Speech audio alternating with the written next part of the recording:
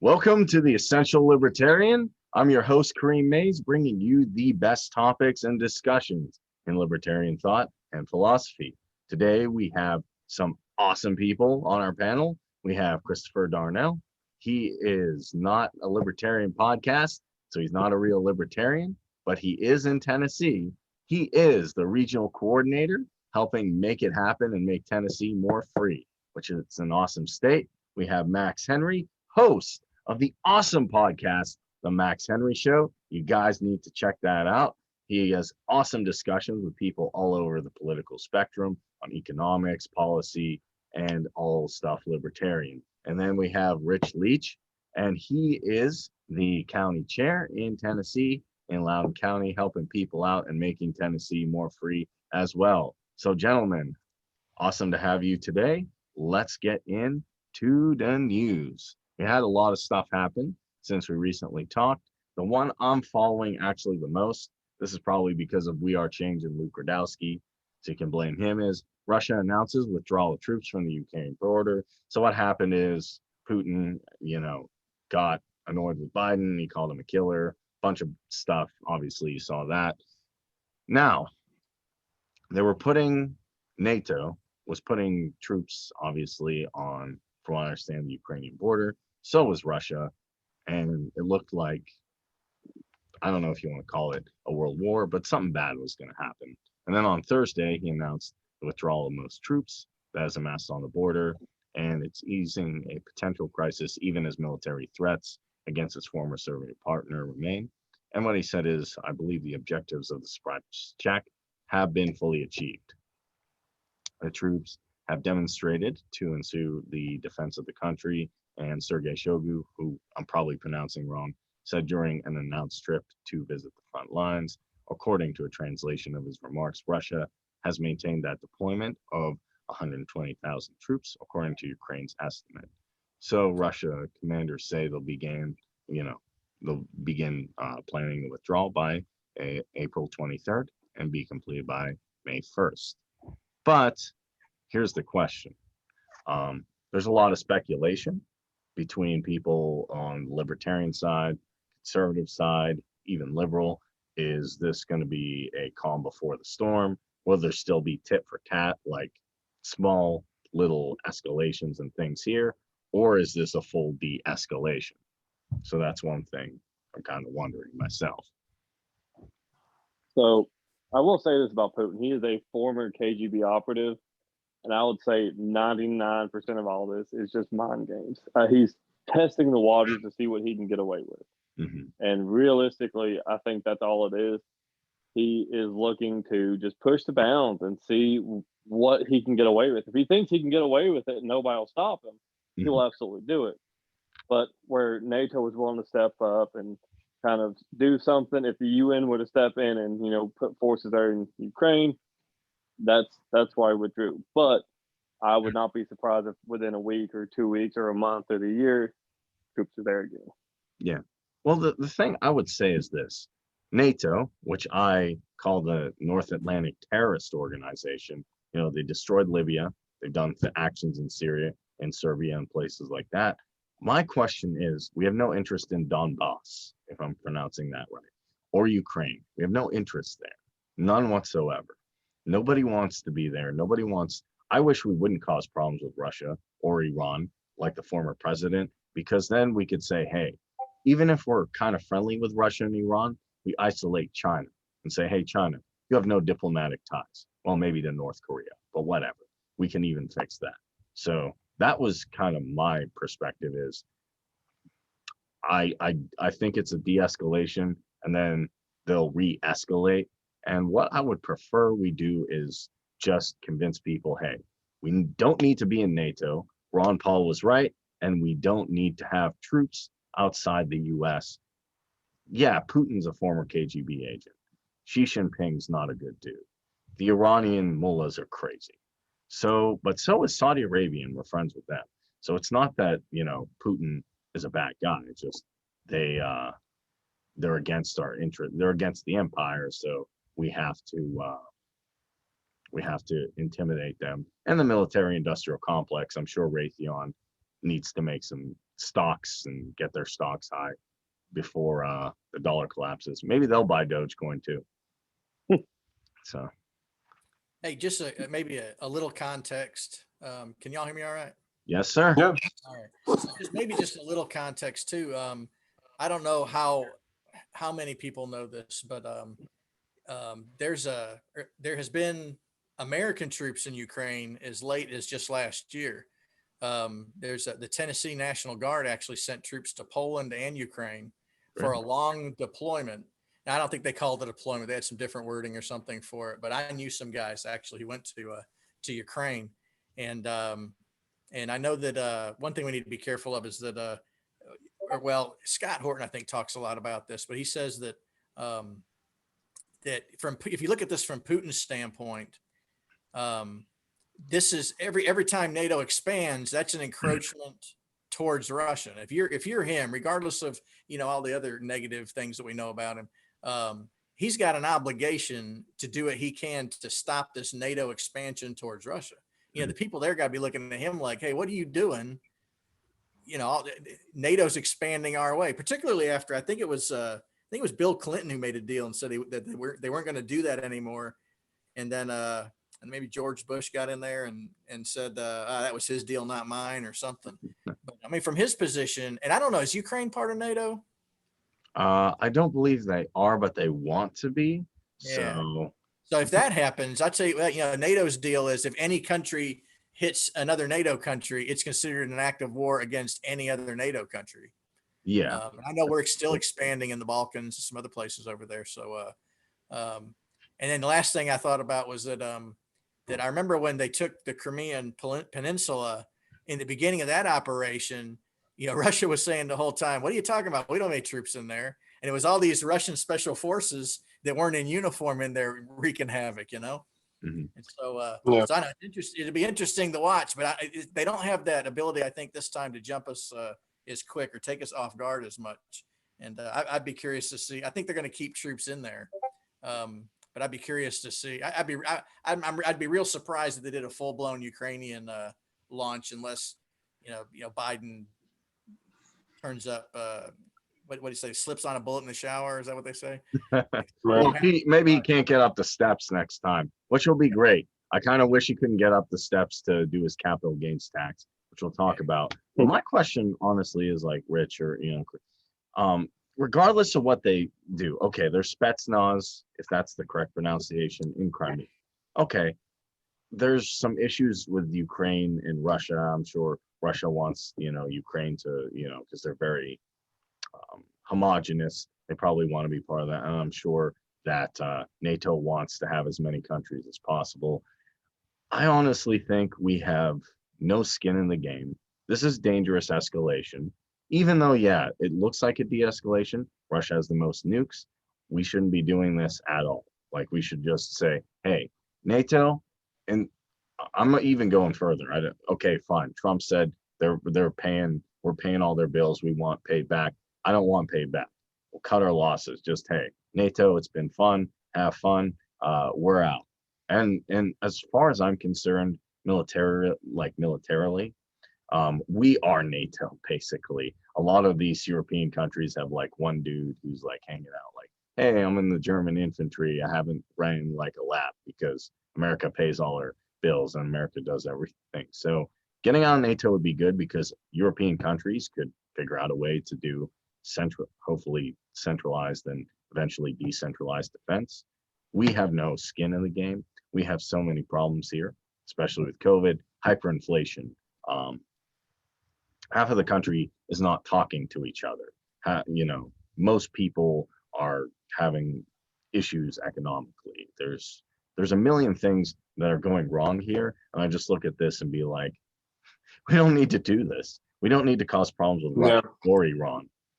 Yeah, I just want to bring it to like NATO formed. I don't think NATO should exist either. I would like it to, like disband, or at least, we leave. They could do whatever they want out over there.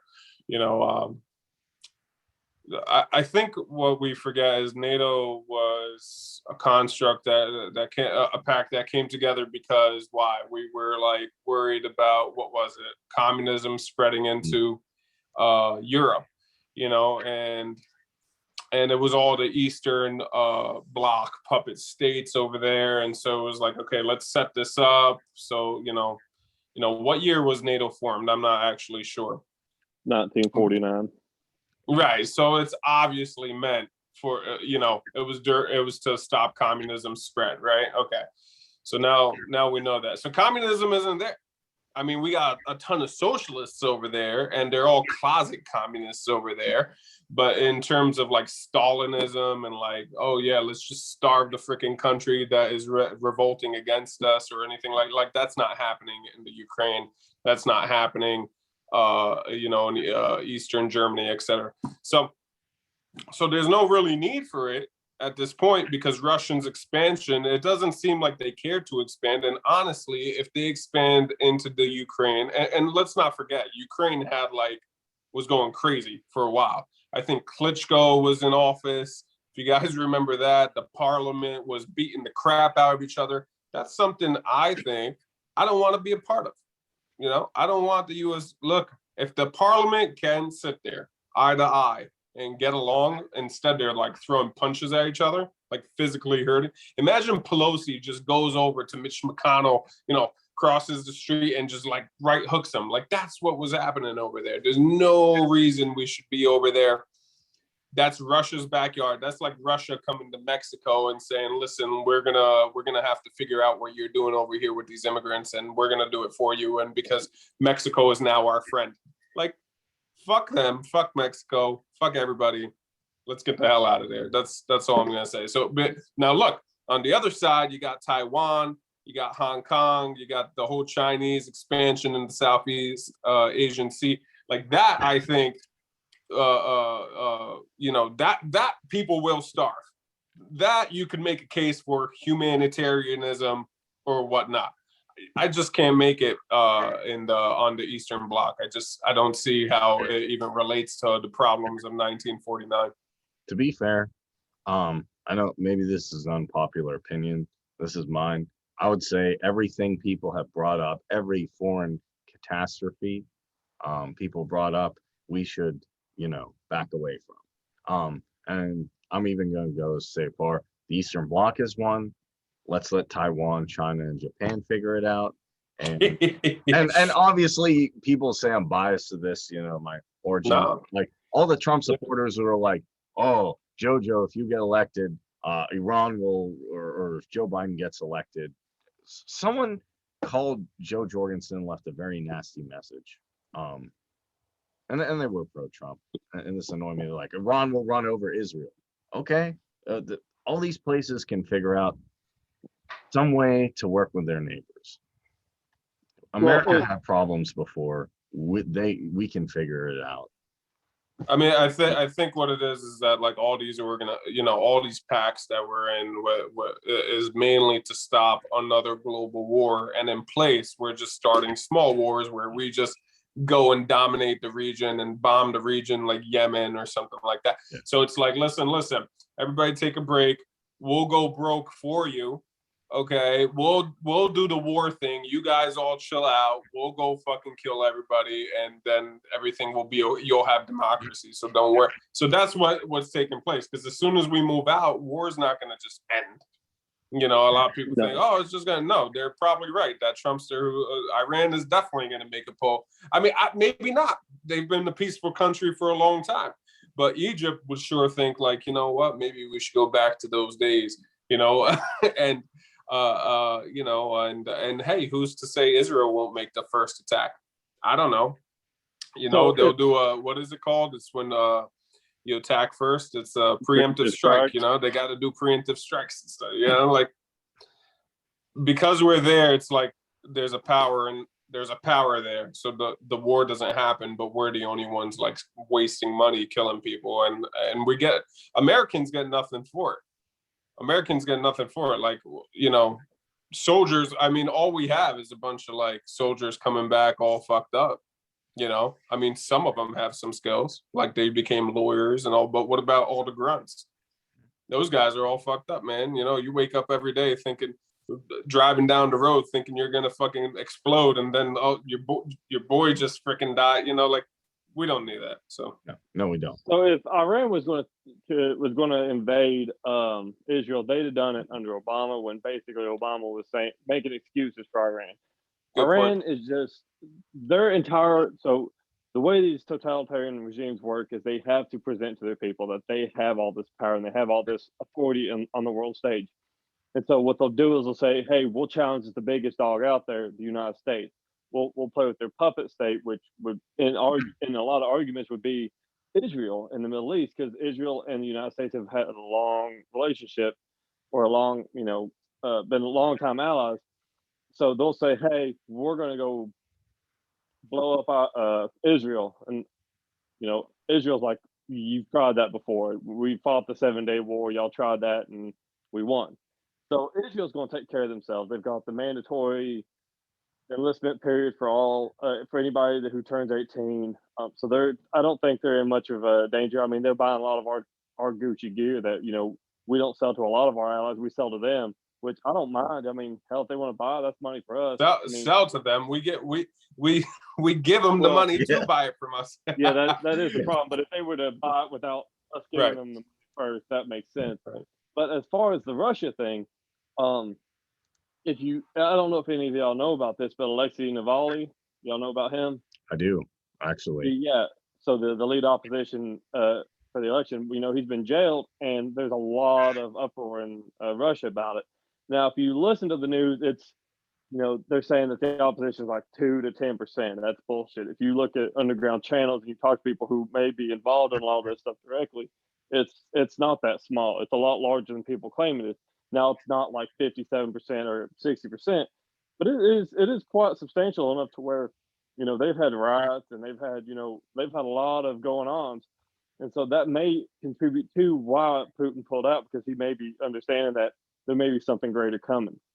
And especially with Alexei Navalny, he was doing that hunger strike, and he almost died. And they were basically saying, he looks like he's got days to live. He's eating again now that he's seen a private, a non-government doctor. But I would say, really, I'm thinking Russia is probably in more of a similar situation to us, where if he's not released soon, you'll probably start seeing major revolts in Russia. I mean, we won't see it because, number one, they'll just lie about it and just pretend like, we're the only country in the world that's having problems. And number two is Russia will do everything they can to prevent this information from getting out. Right.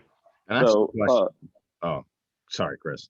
I've heard two opinions, and I looked into Alexei Navalny. I asked Adam Kokesh, is he on the libertarian side or the statist side? I'm like, and he's like, Kareem, I don't know that. I'm like, dude, you followed him for 8 years. Like, so I look. They're all statists in Russia. I mean, but it's just what scale? What scale? Okay, fair enough. Right. But like, I'm kind of learning, like, sometimes when I was younger and I just watched Stefan Molyneux and Rothbard, I'm like, well, you're either ANCAP or you're either completely statist or not. And I'm like, that's kind of not right, because you want to gradually move to voluntarism. At least that's my opinion. I don't know if that reflects yours, Chris. But someone's told me, and we'll get to the next subject in a second here, that Alexei Navalny is part of the Russian Future Party, which I looked, and they're more for decentralization. Some people have said that he's a CIA asset. I don't exactly know what to believe. I would like to believe that he's more, I'm not saying I like Putin. I like that he helped in Syria because they're allies and stop what was going on there. But if Alexei Navalny can bring some sort of less statist, classical liberalism form of government to Russia through some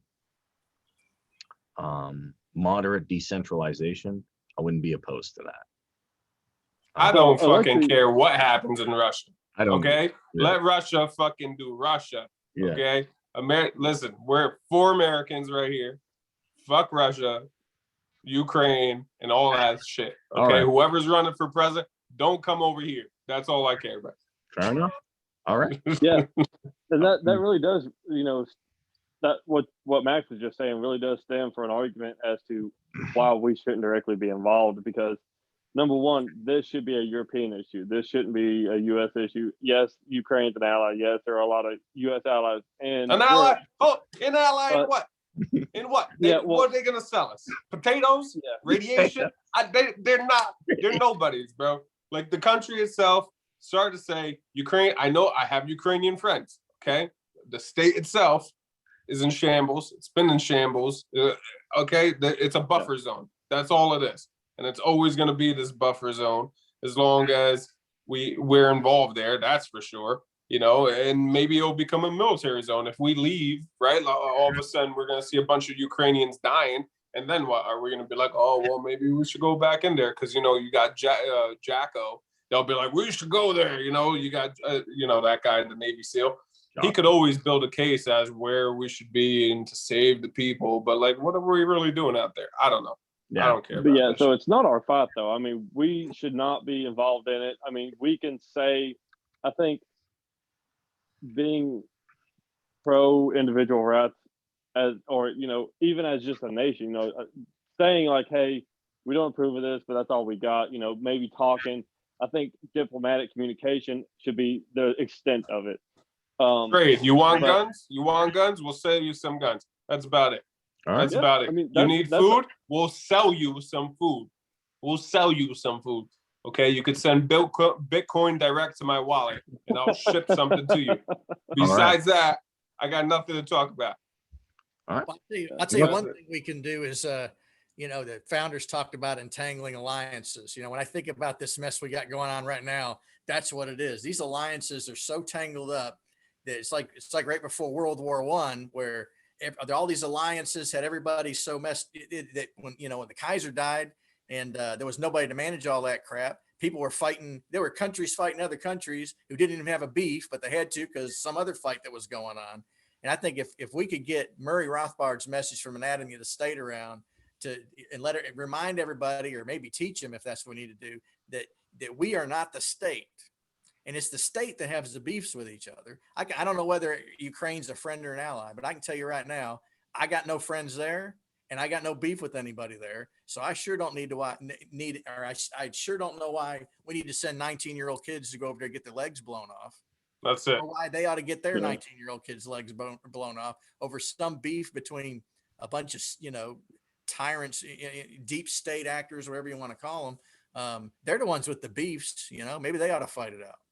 Well, that's what we do is just teach everybody, hey, that ain't you. You are not the state.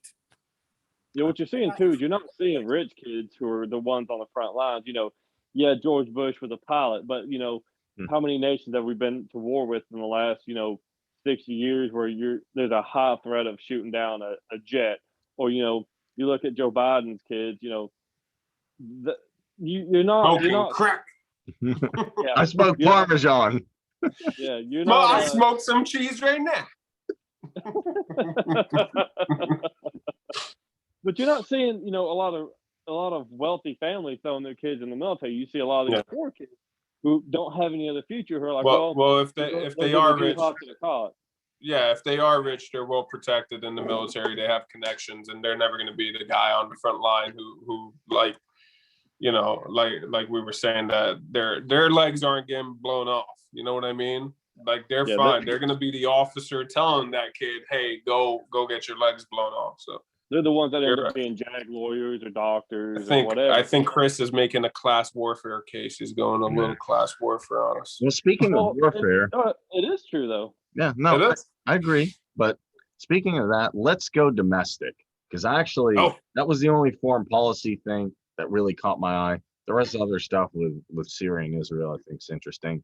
But there's so much crazy stuff in America, actually, that it's funny enough. With Joe Biden, it's so crazy right now in America that it's hard to even look internationally, except for that story. But hey, you guys know this lovely fellow of the AFT or ATF or FTA? The ATF, the alphabet boy. The alphabet boy. So the American Terrorist Federation? Yeah, American. That's I like that. That can be a new one. We have CIA, Criminals in Action, NATO, North Atlantic, and then the American territory. I like that. So, as you know, Biden nominated Dave Chipman, and Dave Chipman, if you don't know, was the guy who led the siege on Waco. Now, what kills me about this is, yeah, he nominated him, and then he says, as a father, a public servant, a gun owner, and a decorated law enforcement professional, Chipman has spent his life serving the public, combating violent crime, striving to make our nation and our communities safer every day. Blah blah Oh my blah blah God. blah. The White House said in a statement on Thursday, and he's actually, I looked up this dude. He's a veteran of the AFT or ATF. I can't remember what it is because, you know, I haven't had my Percocets. And he spent 25 years as a special agent. And he worked as senior policy advisor at the Giffords for stricter gun laws and all Right. that stuff. And what he says is the ATF is the agency enforcing our gun laws, and it needs a confirmed director in order to do its job to the best of the ability. Now, the interesting thing I have is with this is I want to get out to people that, hey, this dude, I know that the mainstream media is putting praise on him, but look, this dude's a murderer. He's a psychopath.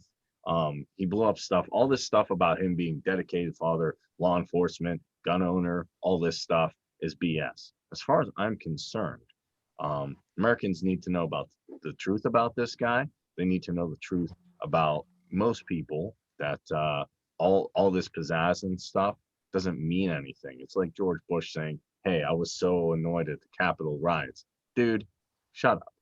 Like, you should be annoyed at you should be in your cell feeling bad about what you did in Iraq with Dick Cheney and your buddy Rumsfeld. So the thing I want to point is, like, hey, look, there is nothing good about Dave Chipman. The ATF should be a, you know, convenience store as far as I'm concerned. That whole agency should be gone. And Americans need to realize the Second Amendment, whether you like it or not, says do not infringe. There's no if or clause condition. Even when Steven Crowder says background checks, no background checks. People say if you're a felon, you should. No, you did your time. They say, oh, well, what about minorities or this or scary people? What about Dante Wright? No, I don't care. Someone looks scary, that whatever, don't hang out with them. They can still own a gun. So this agency should be gone. Dave Chipman is not, you know, a good person. I do like the meme saying, hey, he burnt people alive, which he did. And I just wanted to throw it out to you guys. I know you probably have the same opinions as me, but you might know or have some more background than I do on this. So I want to take the lead on this one if I can get my words out here, not stutter all over the damn place. So the irony behind these gun laws that they're proposing, most of what I've seen is like an AR ban. Basically, they call it an assault weapons ban, but they want to ban basically ARs, which is, I think, responsible for less than 200 murders a year, or, you know, assaults, we'll say. But, you know, they refuse to talk about handguns, but, you know, because handguns are the most prominent use of violence in the United States by 100-fold at least. With that being said, there are absolute ways around all of these gun laws, and they don't care. It's all about money. Because if you've seen, you know, they're talking about adding a $200 tax stamp. You can buy a machine gun right now. You can buy a belt-fed machine gun, a Thompson submachine gun, as long as it's built before '86, and you pay, you know, our overlords $200 to own it. Well, not in all states, bro. Out here in New Jersey, you know, well, I'll be moving to Florida. I'll finance one of those machine guns. Yeah, we'll see here out in the free states of the United States, or freer states of the United States. Yeah, so I mean, like, I'm a registered FFL. I have a manufacturer's license. I can build firearms, and if I pay an extra $500, I can build machine guns.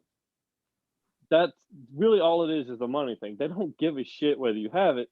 They just want to make sure that they're getting their cut off of it, number one. And number two, they want to make sure that poor people can't have them. Class warfare again. But if you look, it has everything to do about money and not a damn thing about protecting American lives. if they actually cared about protecting American lives, they would make sure that people were armed to the teeth so they can protect themselves. And this is the argument I've made to a lot of these like new wave feminists who screech rape culture and all that shit. Is okay, well, why not carry a gun? Guns are bad. Guns kill people. Well, yeah, no shit. If it comes down to you getting raped or you blowing some dude's fucking head off, which Just pee yourself. yeah, I mean, just Is that the new advice? No, the prison time didn't turn him off. Blow his fucking head off. There's not a person I can think of who will sit there and say, yeah, he was going to rape her, but she shouldn't have shot him. Everybody I know has been like, you only put 10 rounds in him? Hell, it's a 12-round mag. Dump that shit. Actually, Chris, I would disagree a little bit because, like, we'll get to Micaiah Bryant, but they're like, just shoot the gun in the air. I'm like, is this like idiocracy? Like, don't do anything bad. Like, there are people like, use pepper spray, throw a sandwich. Taser. Yeah, he did taser, didn't he? I thought he tasered. My bad. I don't think they did. Yeah, my FFL, I have to be registered to sell these tasers now.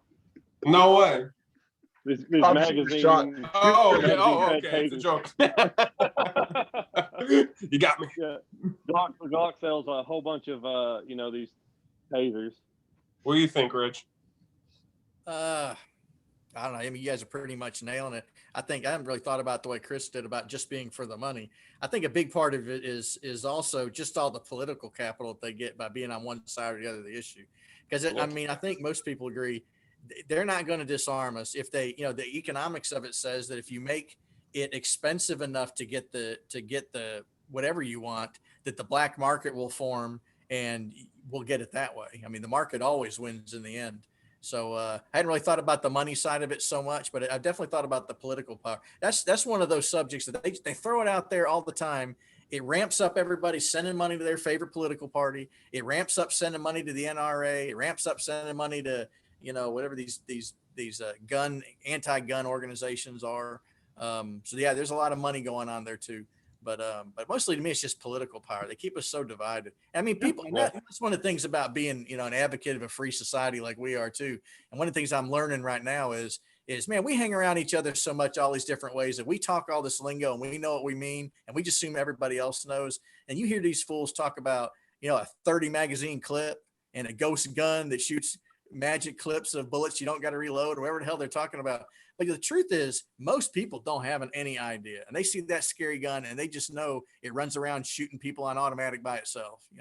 So I don't know. Part of it maybe is what we do is just make sure we're talking to people a lot and making sure they get in a way that doesn't make them look stupid publicly, but it's like, hey, you got to pull a trigger on that thing to make a bullet come out, and it doesn't ever go off in the closet by itself. Well, you gotta watch out for those ghost guns because you don't want to put Casper's eye out or something. That's right. Ghost guns. On the show, Kareem and I think it was like 3-4 shows ago. What did we do? We had something where we were looking up Trump expanding the ATF's budget. What was it? Like it was something big. It was something like a big jump. It was like 20%. I don't know what it was, but it was a big jump. It was, many millions of dollars. And there you go. So you got this guy who conservatives will, pray to at night. Literally, they're praying to him, and of his statues and stuff. And those are the extreme ones. Not everyone's like that, but there's some of them out there. So that shows you like what's going on. And he's the one actually, now all the conservatives are upset and they're passing the story along just as much as we are about how bad the ATF is, and Chipman and Waco. I went to Waco. I went to the memorial. I saw the building that wasn't there, and then the church that they built right next to it. I talked to this woman inside who survived it, and it was sad. Like, dude, that messed me up a little bit. Like I left that place. First, you can't find it. It's in the middle of these farms, right? Then you finally find it, and it's it's on I-35 in between Dallas and Austin. And it was just like, holy crap. So not only did she tell me all about the ATF and how they destroyed all the evidence, like they destroyed all the evidence, all of it. they destroyed all of it. That's why they had bulldozers there, just, you know, getting rid of the doors of who shot first, all those things. They all forensic evidence was gone. So not only did she tell me about that, but she told me a lot about David, the guy who was leading the church, and how he was pretty sick. I mean, dude, that guy could have been the best salesman in the world. That guy was screwing everyone's wife, having kids with everyone's wife in there. That guy was like a psychopath, but he would have made a great salesman or politician or something. He just chose to go that way. That's all he did. And he truly believed what he was doing. And that's why everyone fell for it, because he believed they was sent from God or whatnot. But even as fucked up as they are, no one deserves to die like that. They weren't aggressors to anyone in that whole, I mean, there's nothing going on there. I'm telling you, it's just farms out there. It's just farms. You know, the guy that pointed me to the house was some Mexican guy who didn't know too much English. He had a cowboy hat on and he was cutting grass, you know, and he was like, yeah, that's where the massacre happened. I was like, oh, okay. I went there, you know. But the ATF, any chance you give them, they'll try. I think they'll try it again. You know, back then they had Ruby Ridge and Waco back to back. And I think, you know, remember back the ATF agent in Ohio, I think it was, right? The police officer arrested him or like tased him or something, right? That was like big news not too long ago, 2 months ago. So, you know, the people don't want the ATF. I honestly, no one wants to, anyone who owns guns, alcohol and tobacco, meaning the people that should care the most about this stuff, we don't want them. So, you know, it's just a bureaucracy and another of unelected people who are making laws on the fly about bump stocks and conditions to the guns and all these things. These are not elected officials. These are bureaucrats.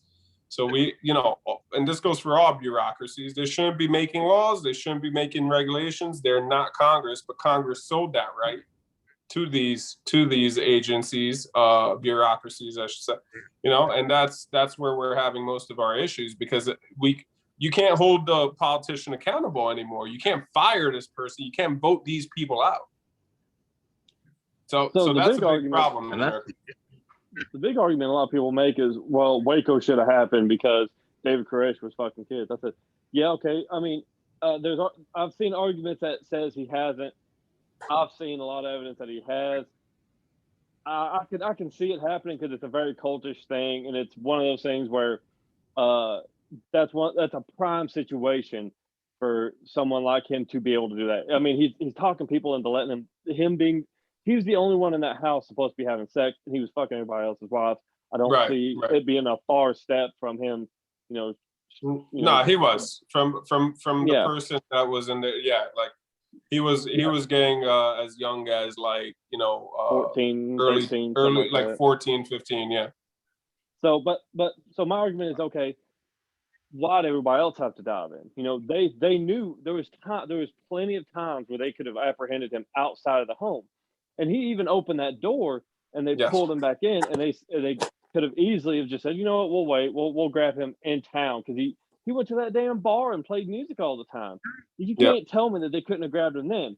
But no, they wanted to make a big spectacle of it, and they've even said there's plenty of court documents that came out that they wanted to make sure it made national news so they could prove why they needed to retain their funding. Once again, it's about money. They didn't give a shit about those kids. They didn't give a shit about the women and the men and the children they burned alive in that building, only because they wanted to make sure their existence continued. So their entire existence, and that's why I call them the American terrorist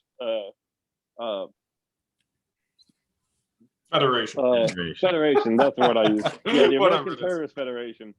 And they have never done a single thing to benefit American lives, from Ruby Ridge to Waco, Texas, to Fast and Furious, which they only recovered out of the like almost 5,000 firearms they put out into the wild to these drug cartels, which are way worse than any American I can personally think of. They recovered 29, maybe 30. Right. So it just goes to show that there's no gun law that they're willing to break in order to infringe upon our rights as Americans. Exactly. Well, yeah, you have to look at a lot of human history is dictated by, yes, I want money, I want power, I want influence, and I want a medium to do it, which brings me on to my next thing. I'm sure you guys have seen this. So I did find her name is Patrice Coolers. I don't know if I'm pronouncing this right, but speaking of something that was kind of negligent, made a lot of money, didn't help someone. Government agencies do this, but if you're the owner of BLM, bought, I believe, 4 homes, and I'm like, man, this is interesting because people are asking Kareem, like, why? Well, they had the money and stuff. I'm like, one, I kind of, put it in Coinbase, put it in Dogecoin, because Dogecoin to the moon. But second of all, if you call yourself a Marxist or socialist, I always find this funny, like Bernie Sanders calling himself a socialist, 4 houses or three big houses. Everybody who supposedly is a comrade, once they get up in power, which Jordan Peterson always says, oh, you say you'll be the nice guy? No, you won't. When you get in there, you'll do the same thing, or somebody else will come in your place and do the same thing. So she's getting backlash over the finances of purchasing a $1.4+ million home in Rustic and LA. Predominantly predominantly white. Right. In a white neighborhood. She moved out the hood. She moved out of the hood. She also bought multiple things in LA, and I think she was looking at a house in Hawaii or something like that. Yeah, she was about to buy a 5th house, right? Yeah. Yeah, but the fact that because people, focus, how many houses did she buy, what, the money. All I'm saying is this: if you claim to be a Marxist or a socialist, or if you claim to be for the people, with the people, you claim to be, you don't believe in class or private property or any of that stuff, don't do that. Don't buy, stand for what you're gonna do.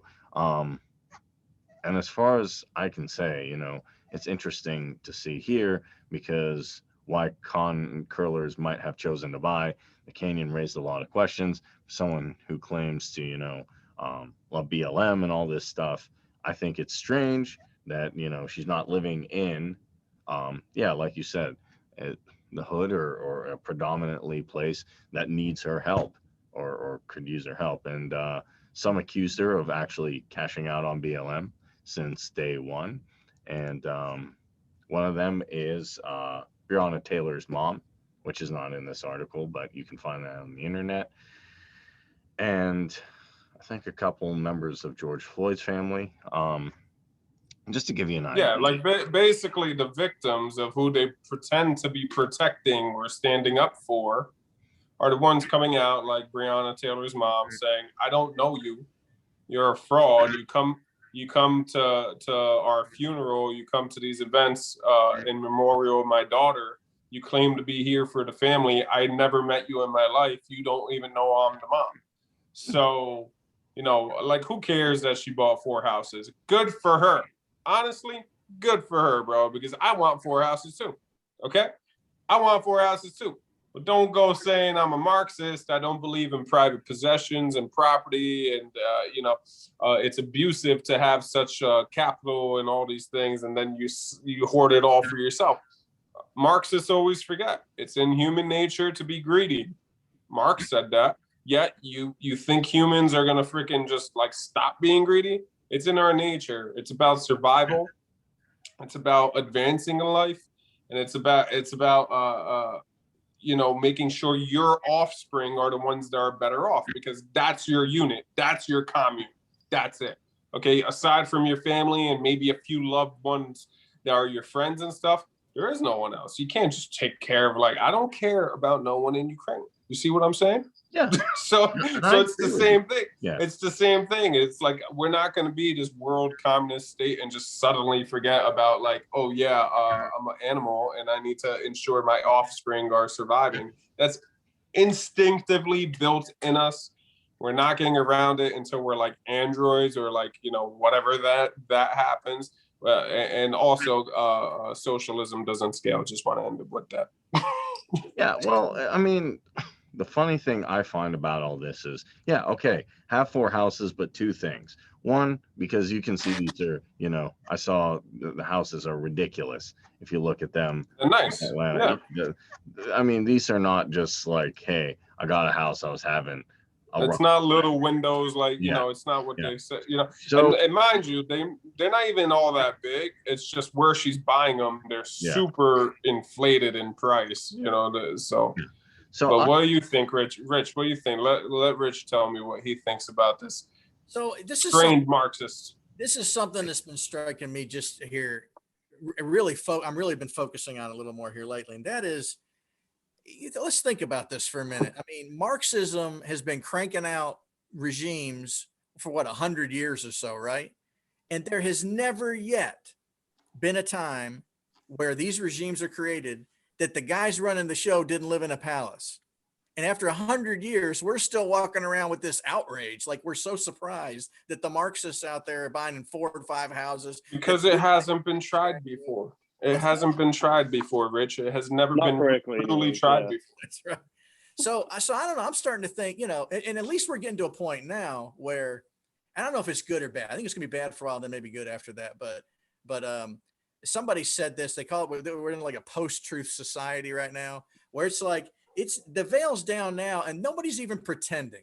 Like the gun laws, they're so outrageously not there to take care of people. They're there to enrich the government and divide us politically and put all the guns in the state's hands. And at least now the Marxists are walking around buying the houses and thumbing their nose at us. They're not even making excuses now, they're just thumbing their nose at us and doing it. So at least there's some transparency to what's going on. And I don't know if it's good or bad, because you would think that people would look at it and not fall for it anymore, but they are anyway. So that's the big thing that I'm noticing about, her buying 4 or 5 houses. I mean, when I thought about it, I'm not surprised. That's what the Marxists do. Yeah. Yeah. I mean, you know what it is? It's these people are getting fooled because it's they want to be fooled. It's tribal. It's about tribal mentality, where like socialists just want to ignore nature. They just want to ignore nature. They want to ignore that we want hierarchy. You're not getting rid of hierarchy. They want to ignore that there's tribalism, what James Madison would call factions, in the Federalist Paper number 10. They want to ignore that. They want to pretend that democracy will work. And I always tell them, okay, why don't we ask Socrates and see if democracy works? It doesn't really work too well for him, So it's the tribal mentality. You're always going to have that. And there's always going to be people taking advantage when they have the opportunity, and that's okay. But let it be fair across the line, and don't say no, you can't share with no one. But me as the bureaucrat, or me as your leader, or me as the voice, I can go buy myself 4 houses because my name is Bernie Sanders, or whatever the fuck this fat chick is. My name is whoever I am. So. Look, capitalism, it prevails. That's it, man. It prevails. Capitalism prevails. No matter who you are, no matter what you believe, at the end of the day, people want what they want, and the hierarchy is, you're not going to get rid of all that stuff. So yes, as long as we keep the guns.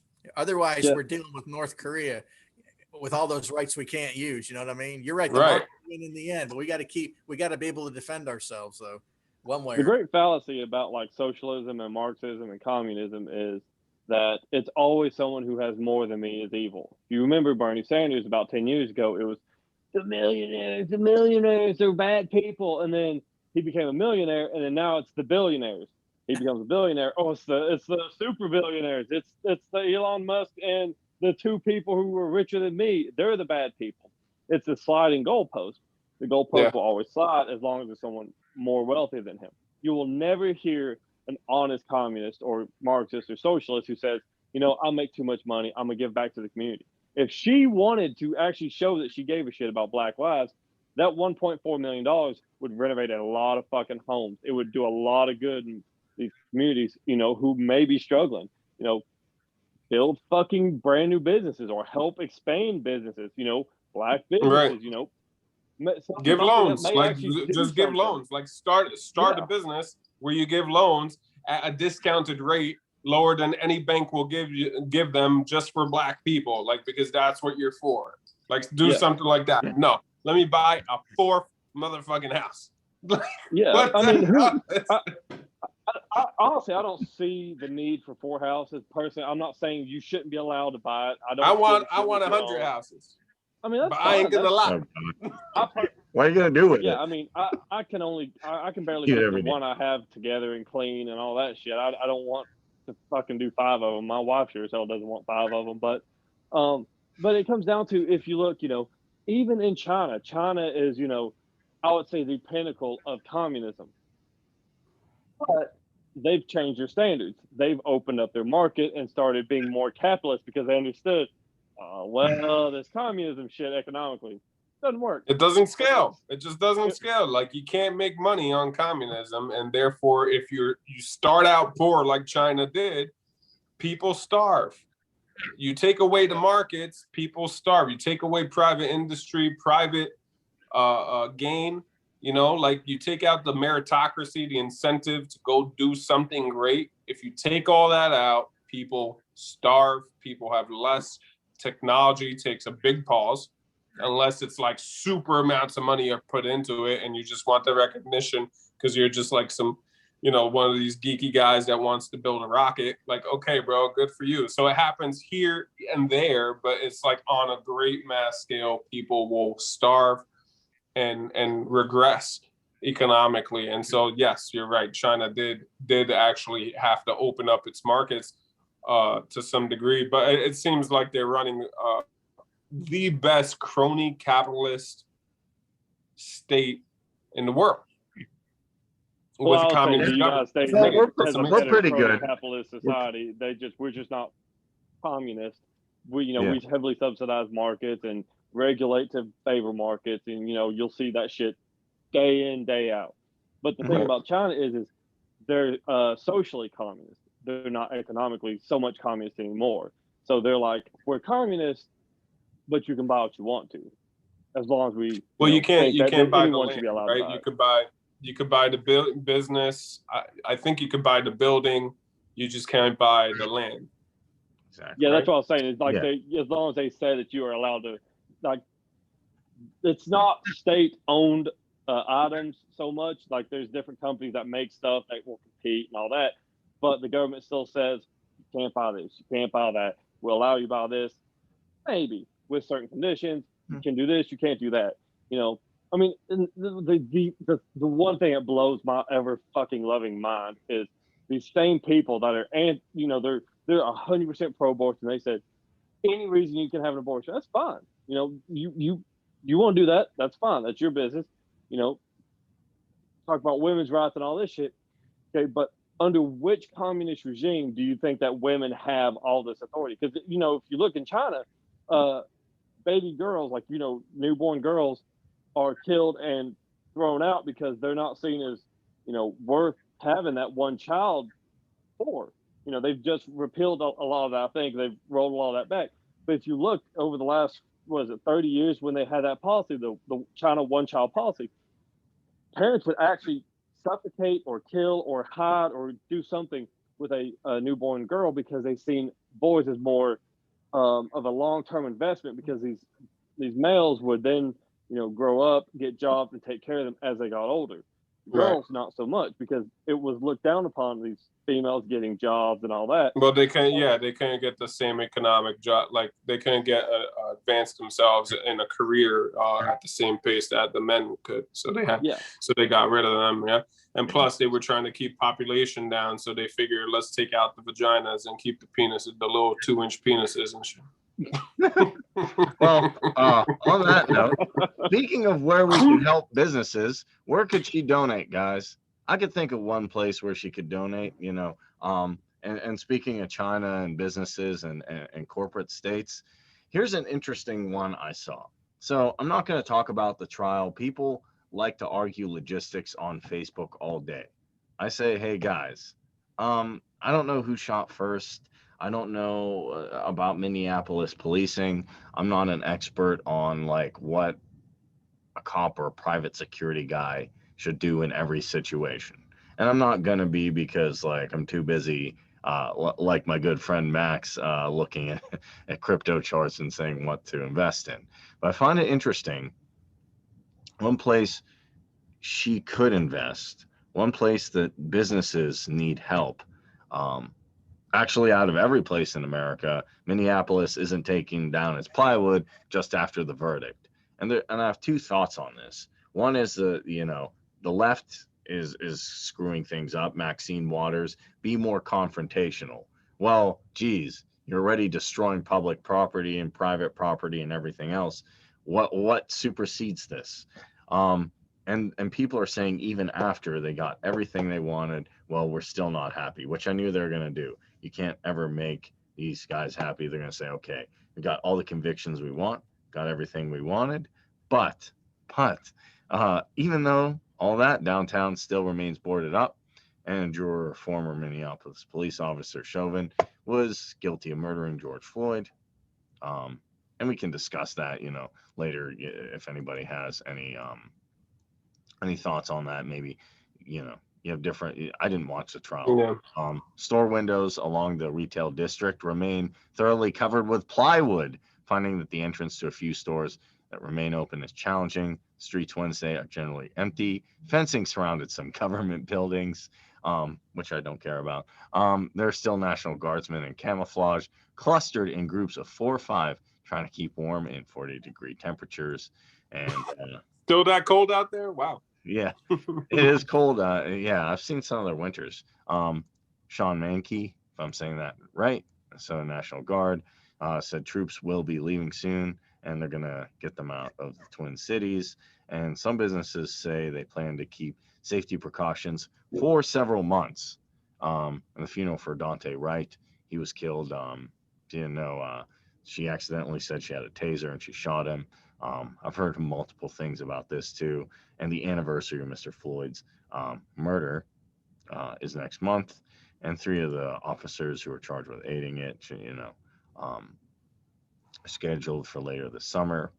And it's credible for a building owner or a business owner to say, this is unpredictable. We're going to just have to see and wait what happens. President Chief execute of the riots were sparked last year and caused damage exceeding $1 billion.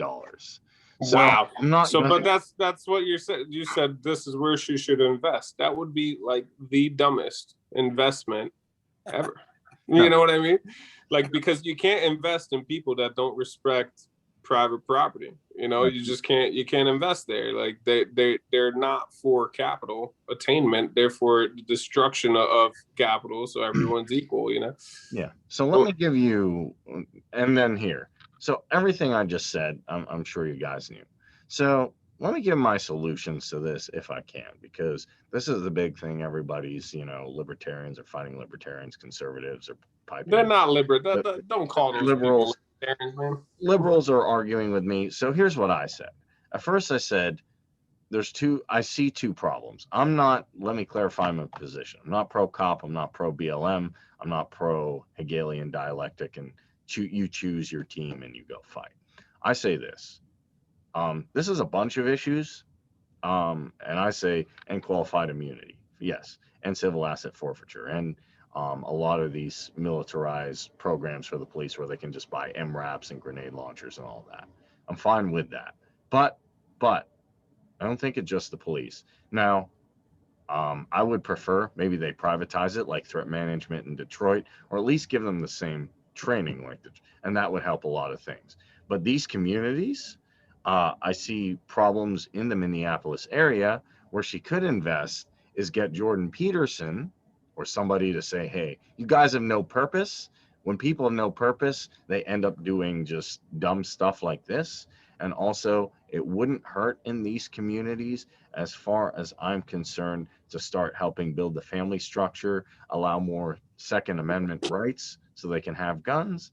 And on top of that, try and help the family structure.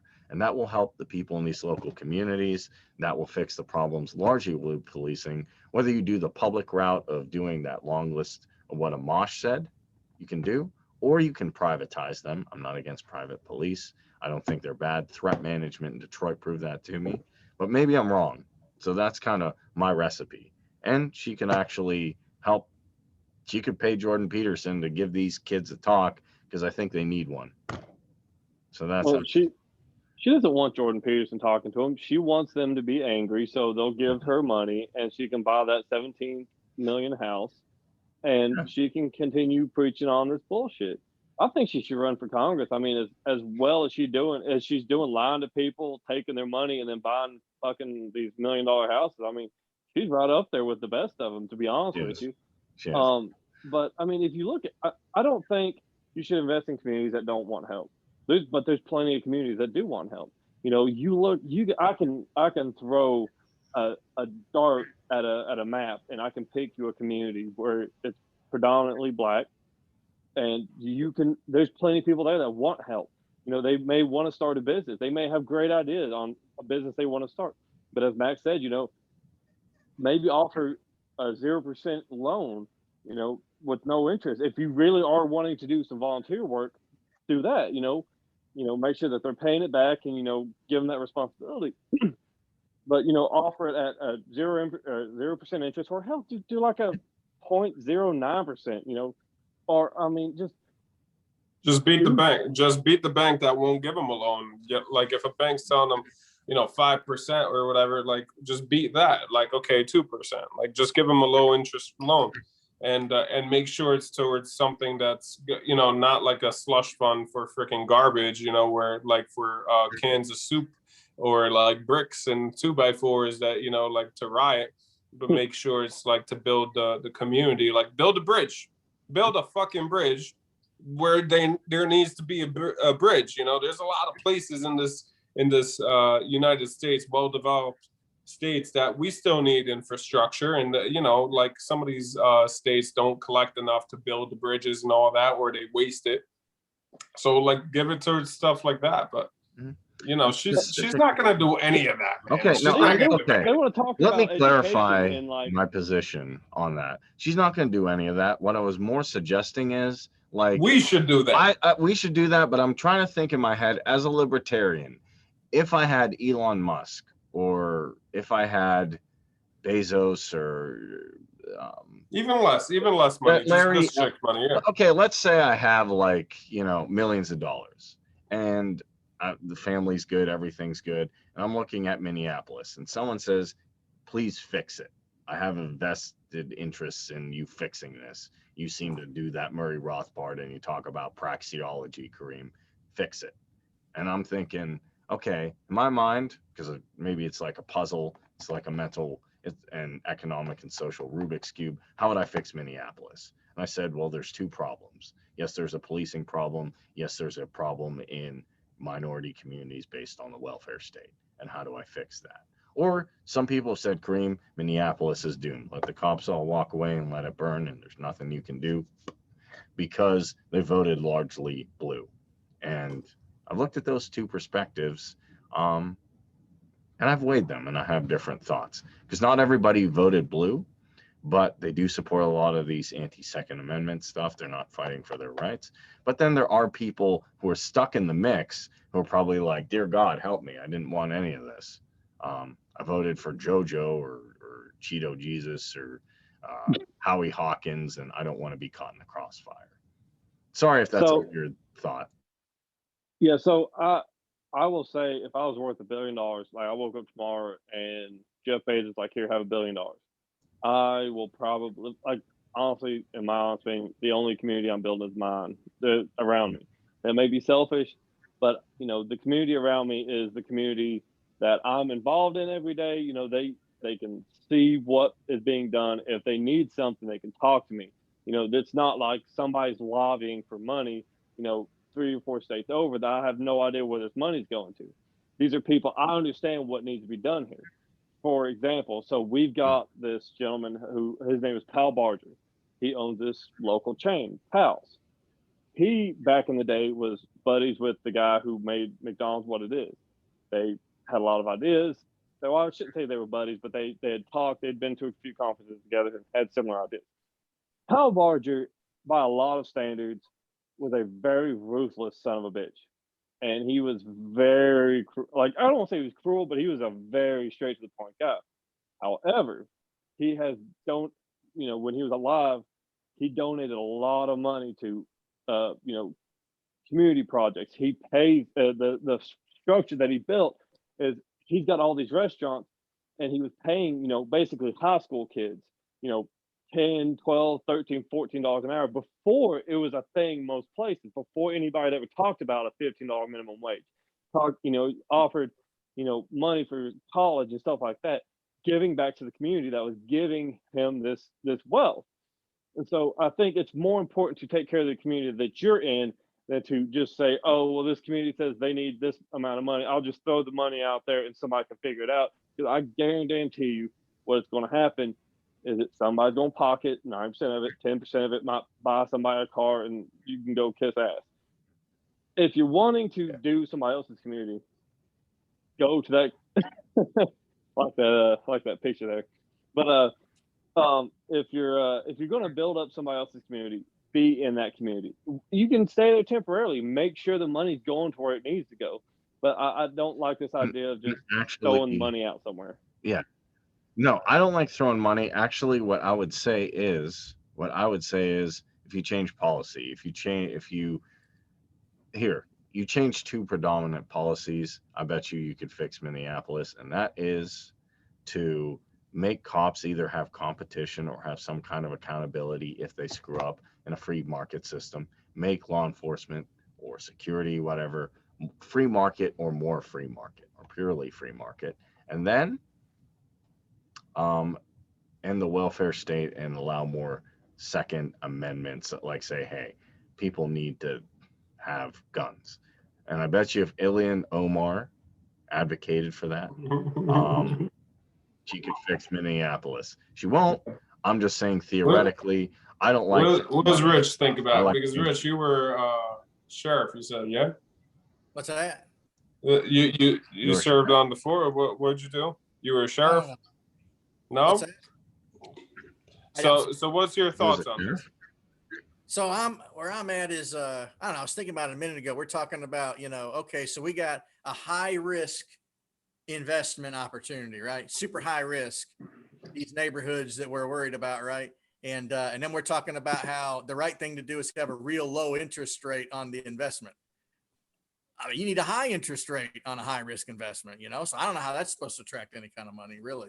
But the difference is, you know, I'm an Austrian praxeological guy, and I'm thinking about, I remember that value is subjective, and you know, so if you live in that community, then there's a psychic value you get to investing your money that may make up for that low interest rate stuff. You know what I'm talking about? But the fact that nobody's doing that tells me that nobody really cares about it. They're too busy buying their fourth house. You know what I mean?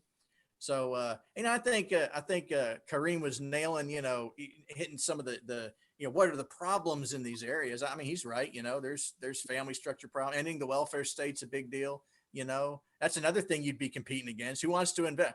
I got an idea. I'll go invest $1 billion at a low interest rate in a neighborhood that's burning, you know, every 5 years, and the government's pumping a bunch of money into it too. So that sounds like a great but exactly. Well, that's the thing. See, if you go invest, right, this $1 billion, the government is just going to be like, okay, we got to invest $1 billion because you're trying to do the opposite of what they're doing, right? So now, if you're, let's say, let's hire everyone, we're going to like put them on jobs, and we're going to make sure everybody's working at a decent wage, whatever it may be, just to build some structure in the community. The welfare state is going to be out of freaking welfare recipients, and they're going to be like, okay, we'll spend $2 billion on this. And so you're going to run into the problem. It has to happen, like Chris was saying, it has to happen organically from the people saying, screw this. We're not down with the communist freaking closet communist people out here, you know, pimping us into poverty with these welfare systems. We wanna free ourselves, and that's how it has to happen. Yeah. And one last thing on that too, you know, I feel an awful lot about it, just like you were mentioning about Ukraine. Well, that's, you know, I'm exactly figure out why it matters to me that but suddenly, you know, you get this magic line that runs around the United States, and suddenly Minneapolis is us. Well, it ain't me. Right. It ain't me. That's for sure, you know. And so I don't know. I'm not falling for that. But I think Kareem was nailing the problems, though, for sure. You know. Yeah. I just don't think. Yeah, that's mainly what I do. It's not so much I'm going to go into Minneapolis and fix this. I'm not. It's not my community. It's not my immediate thing of attempt. But sometimes I like to think like, hey, okay, well, I see a lot of these problems because of an Austrian economic background, like you know, Rich and Max and all you guys. Sometimes I think, well, hey, how could I solve this while listening to Tim Pool? But let's talk about something. Last story of the day that affects us all. Because even if we do well, there's someone going to say, hey, I like that you got 4 houses. I like that you're doing everything, but hey, you're not paying your fair share. You know why? Because they can never tell me what the heck a fair share is, which is interesting. They always say fair share. Bernie, what's a fair share? They're not paying the fair share. It must be. The fair. So Sleepy Joe, as I call him, or Beijing Biden, whatever you prefer, is proposing to almost double the tax rate by taxing wealthy investors when they sell stocks or other assets in his next spending bill. I don't know. Someone told me today this is why Coinbase and the market's down in crypto. I'm not sure about that. I do feel this is one of the reasons, because it's hard to say why Bitcoin goes up and down. I don't think anybody knows. But under the forthcoming proposal, what's it going to do? Dubbed the American Families Plan, because you got to call it something nice and cute, like Save the Puppies, the Patriot Act, I hug babies, you know, I care about kids, whatever, you know, just give it a nice name. The capital gains tax rate could increase to 39.6% from 20%. That is insane. Wow. Let's Insane. just double it. Yeah, just but not double, because we don't want people to say that. Do yeah. you want to know what your fair share is, tax rate?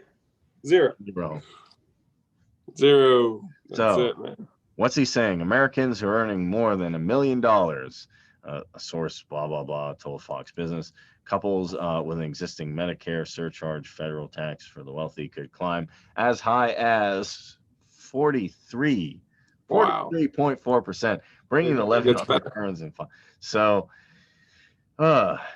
taxes on capital gains generally classified as an asset that's held for more than 1 year. I don't know even how they figure out how you, well, I guess they look at your Coinbase records. It's all on the blockchain, man. Yeah, that's the problem. Currently from 0% to 20%, depending on a person's income. Wealthy investors are also subjected to an additional 3.8% tax on long and short term. That's used to fund the Obamacare thing, and then the short-term capital gains assets sold within a year are typically taxed as ordinary income. Wait. That they're gonna use it to fund Obamacare. Okay. Yeah. The richest Americans pay a top tax rate of 37% on ordinary income, which I hate this. The rich don't pay their fair share. Yeah, they do. Stop taxing. That's huge, bro. 37 is crazy. Yeah. And while the top tax rate on capital gains is 23.8%, basically, and, you know, Pelosi's opening the door to, you know, lifting SALT tax and Biden's 2.25 trillion spending bill. So basically, at the end of the day, what I would say is they don't know what they're doing because they've never owned a business. They've never been in the free market that I know of.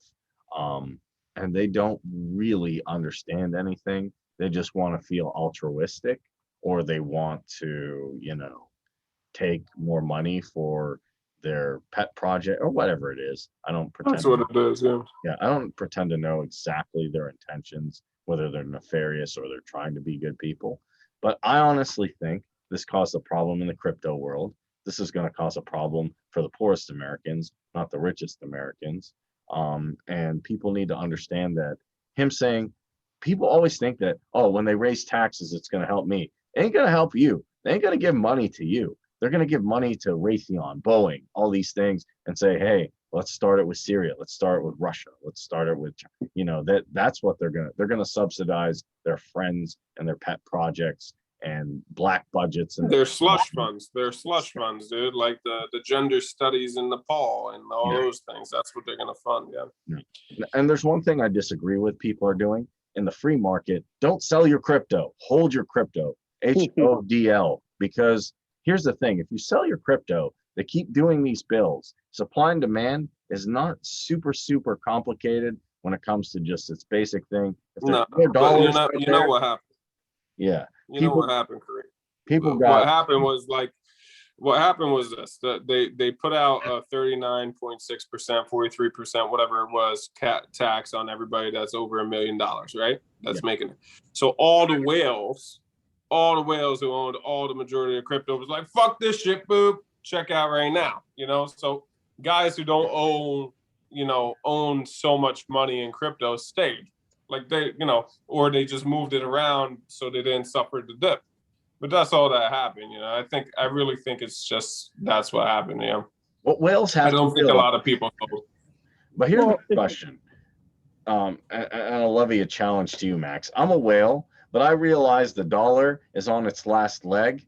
It is not, even if I was a whale, even if I had over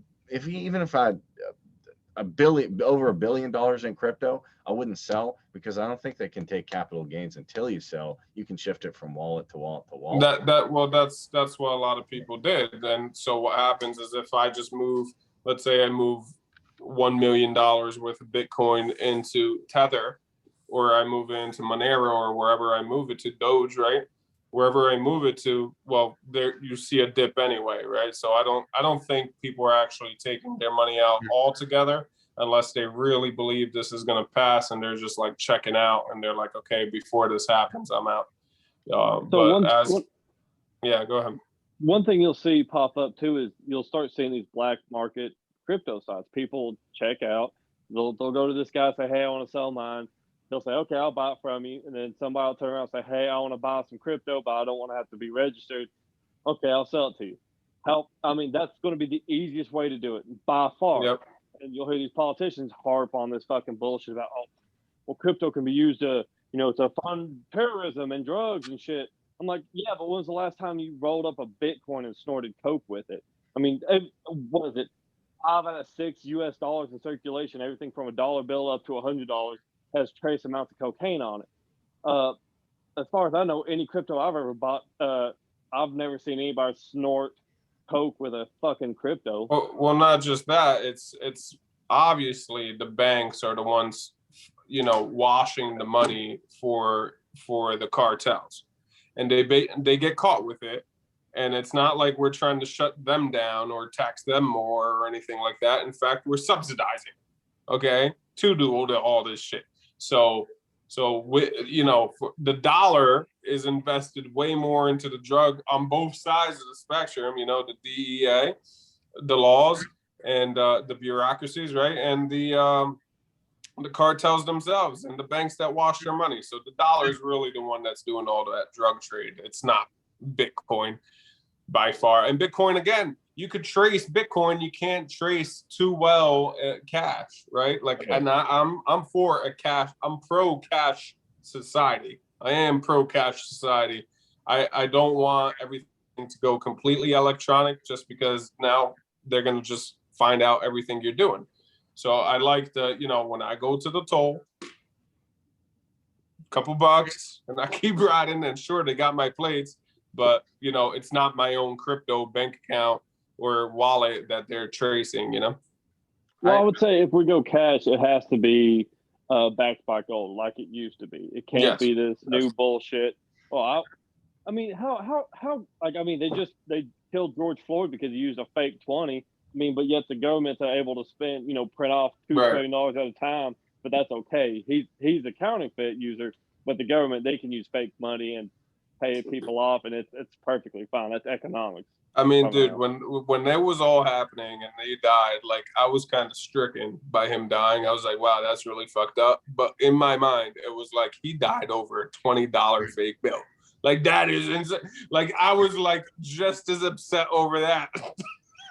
I was like, holy crap, dude. I couldn't believe it. Well, what gets me about, all this is, if you look at what they use to do their wars, there is no way that I can see them being able to have this military industrial complex or this empire without the dollar, because they have to mass print dollars, as I learned from Ron Paul, to have these foreign incursions. So, we have Bitcoin. I can't print more of it. I can't pay I can't pay all my military industrial complex. Well, like Chris said, you could still back the dollar by something like gold or whatnot, and then that would limit the amount you could print. Now, if you're not using dollars, you can use gold. But as far as I'm concerned, it could be anything. It could be, I'm not hung up on it actually has to be cash. You could use cigarettes. But it has, well, no, it can't be, it shouldn't be cigarettes because you can manufacture cigarettes.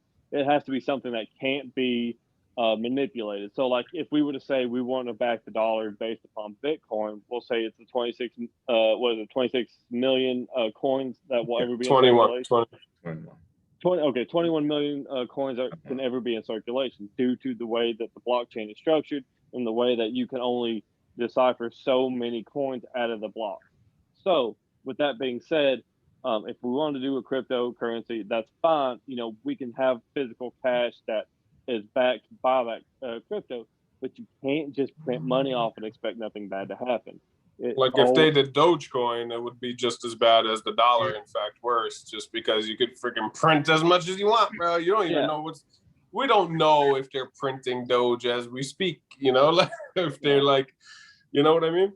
Well, yeah. So like Bitcoin is the one that a lot of people look to because it's a stationary, it's a fixed amount. It's not something that because of the way that it was designed, it can't be manipulated in such a way where that you can make more. It has to be the 21 million in existence. And actually it's closer to 19 million now, because there's been all that, especially in the early days, people had them on their hard drives, threw them out in the fucking trash. And then 10 years later, they're like, shit, I was almost a millionaire. Let me go find this fucking hard drive in a landfill somewhere. And, but so I'll say it. I tried the Bitcoin thing. I fucking hated it. The transfer rates were so damn high. I got out of it. I'm a Litecoin dude. The transfer rates are basically non-existent, and the transfer times are a lot faster. That's my pitch for y'all. And I think Litecoin is a manufacturable item.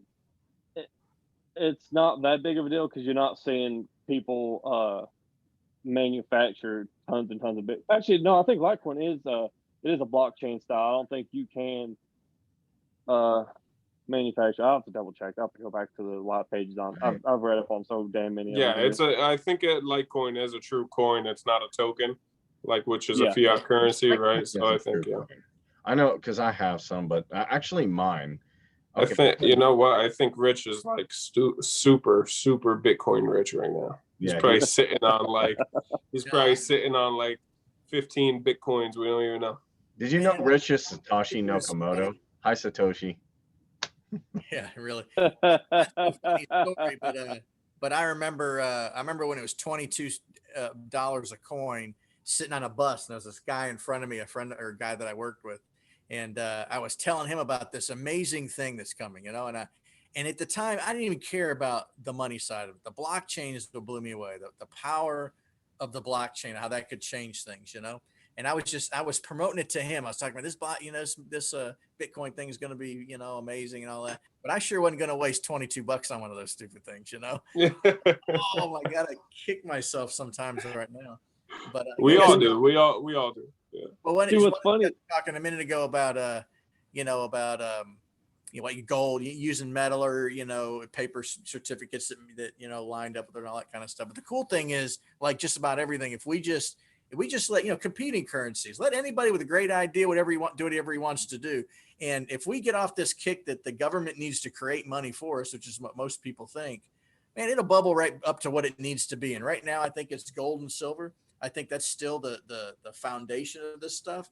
But the more they hammer us with against our privacy and stuff like that, the more these digital currencies, that's where the value comes from, in my opinion, is your ability to check out of that system. So but the cool thing is freedom's going to produce whatever needs to happen right there anyway. We just need to get out of the way and let it happen. Yeah, like Scotland and Switzerland. And at the same time, though, I will say this. I'm a guy who says, hey, history's pretty important. And we've been recording it for a little while. I don't see any sense in scrapping the whole deal and starting over, though. We know that metals work, and there's some other things that have worked in history, too. So I wouldn't advocate just scrapping the whole deal and just trying all willy-nilly anything. I would stick with gold and silver while the other stuff matured. Yeah. Hey, I'm always down for the fallout method. We can just do bottle caps. I mean, they're small, they're compact. You can buy a laser rifle for what, 2,000 bottle caps. I mean, I'm down for that. You know, laser rifles. I mean, okay, look, as far as I'm concerned, all money happens is because someone says, if you look at Mises's theory on Menger's, or I'm screwing up now. Menger's theory on, I can't think of it. Mises' theory Well, on. Menger started, right? Menger is the founder of Menger and von Bawerk. So if Mises probably had a theory on theirs. Yeah.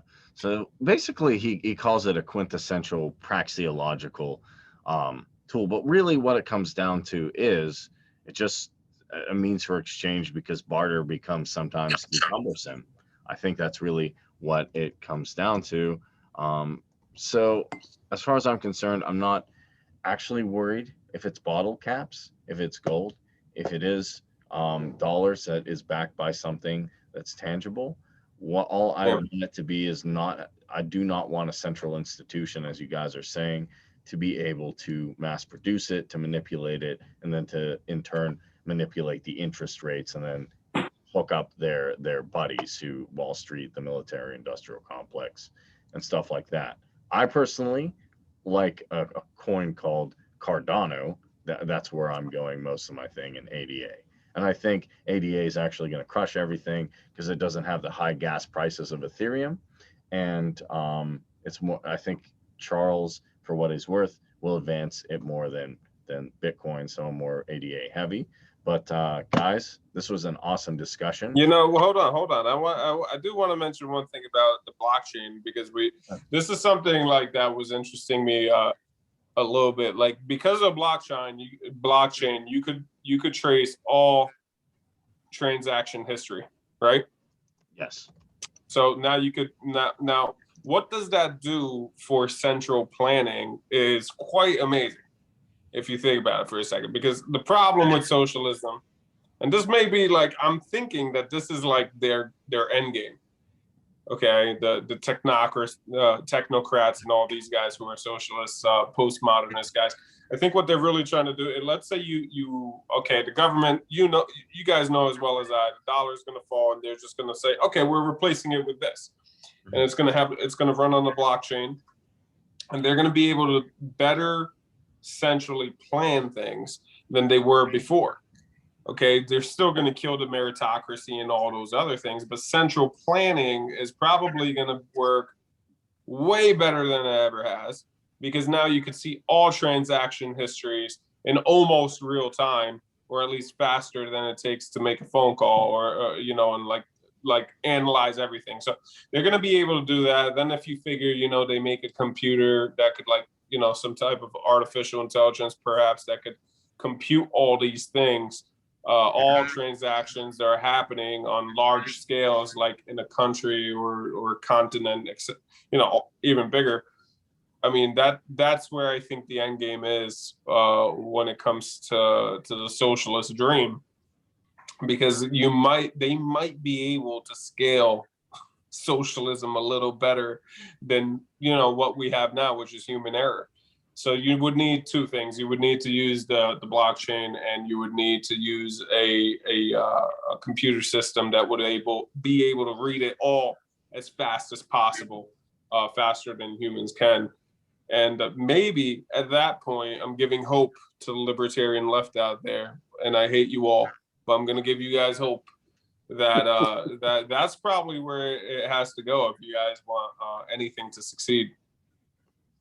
Hey, I would just I would caution people who think that's going to happen, that I don't think there's any AI they'll ever be able to develop that will be able to do two things. One is know when I want a cheeseburger or would rather have waffles for dinner.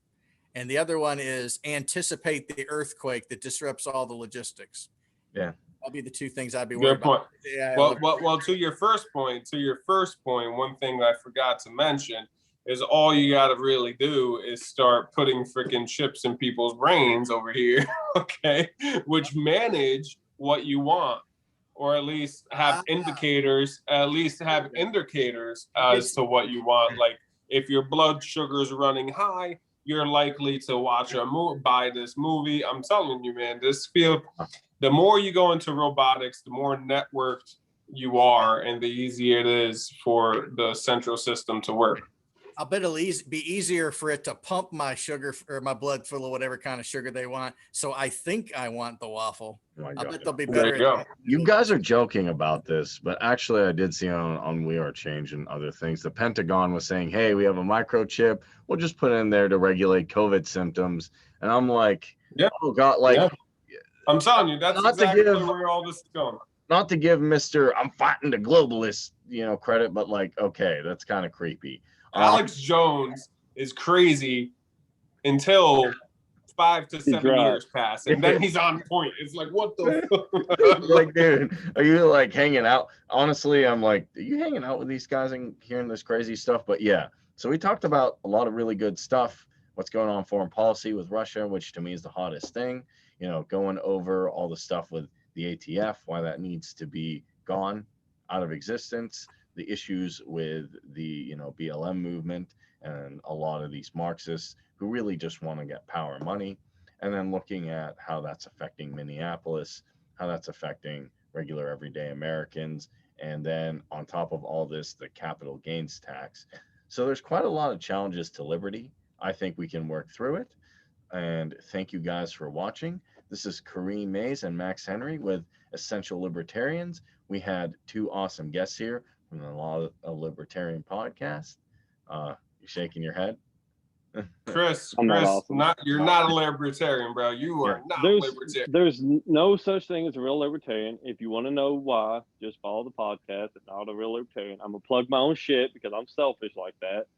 So, find me at Not Real Libertarian. on I'm Facebook, subscribing today, bro. And you know what? I want to come on your podcast too. And you Hey, got I'd to love come to on mine, the Max Henry Show. Both you and Rich, Kareem, you're coming back. Yeah, I'd love to have all y'all on there. So actually, spoiler alert, Rich is actually looking to be potentially one of my co-hosts. And I've got some people I'm working with, but I'm wanting to bring some people on to help me because I hate talking by myself, even though it seems like I love talking. But Oh, you and me both. Yeah. But I appreciate y'all having us on though, for real. But yeah, there's not a real libertarian out there, and I will be happy to tell you that. Okay, no libertarians exist, but they actually do. So this is Kareem Mays with Essential Libertarians, the first step to a decentralized future. Check out the Max Henry Show. He does an awesome job. And Thank you. check out Not a Libertarian podcast, because there's apparently not a libertarian, but there is. Not a real libertarian. Okay. Maybe there's fake, there's synthetic libertarian. Like leatherette, leatherette libertarians. Yeah. And we also, I really want to thank you guys. And we also had, you guys are doing a lot of great work in Tennessee. I want to give you a shout out. Man. For Keep that. Tennessee as free as possible, dude. Don't become New Jersey. Do not become New Jersey. That is not a problem that we're going to have. I promise you that one. And yeah, so, and a shout out to Rich for being the county chair there and doing some awesome, work to help out. And shout out to Chris for being the regional coordinator and doing all that stuff as well. Ladies and gentlemen, this was Essential Libertarians. Check us out on YouTube and have a good night or day or afternoon or wherever you're viewing from. Stay free.